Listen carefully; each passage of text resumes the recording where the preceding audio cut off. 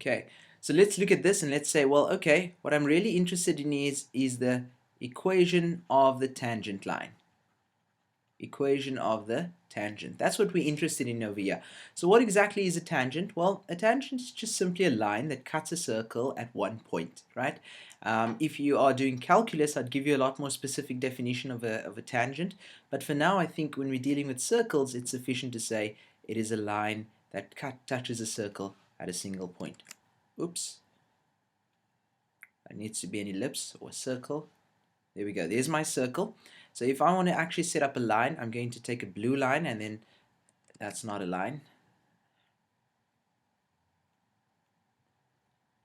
There's my blue line. Okay, that blue line is actually a secant line, right? It touches the curve of the graph at 2 points. It touches at 2 points. But now if I wanted to draw a tangent line, the question is, how do I do that? Well, a tangent line, if I move this line to such a place that it touches the circle at only 1 point, then I can consider that to be a tangent. So this here is a tangent. Can you see there's my point of contact?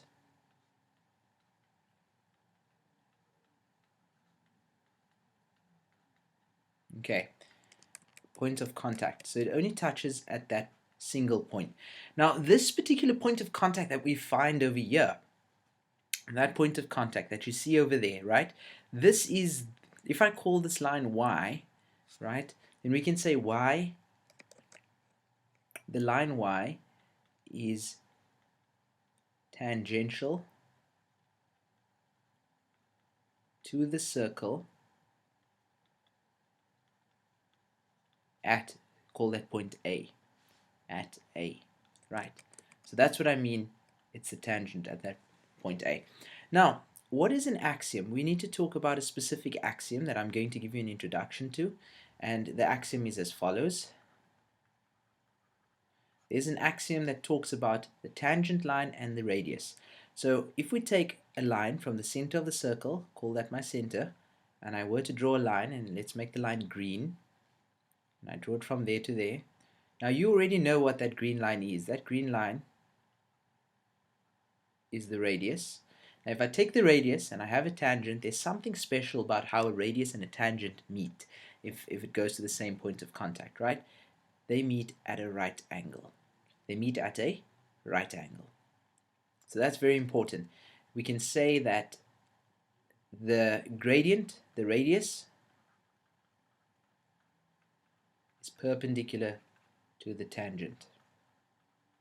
Okay, and of course we're talking the center to a certain point, and that same point must be on the tangent line, and that's perpendicular. So you already know something about perpendicular lines. If you've watched the first two videos, I've spoken about that. We can say that the gradient of the radius, m radius, multiplied by m tangent is equal to -1. And that's a specific property, a very important one at that. Okay, and I'm just going to draw a rectangle around it. That's an important property. M radius multiplied by m tangent is equal to -1. Okay, so let's see what we can do in terms of finding the equation of a tangent. Now, there's two cases we need to consider here. Firstly, we all already understand what a tangent is. It is a line that touches the circle at only 1 point as such, okay?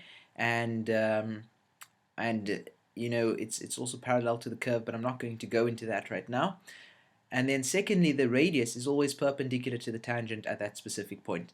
So that means the radius and the tangent, they meet at 90 degrees, and that's my right angle lines over there. And then given that these are two perpendicular lines that meet at 90 degrees, the product of their gradients will be -1. That's an axiom, right? That's a very important axiom, that the radius is perpendicular to the tangent. So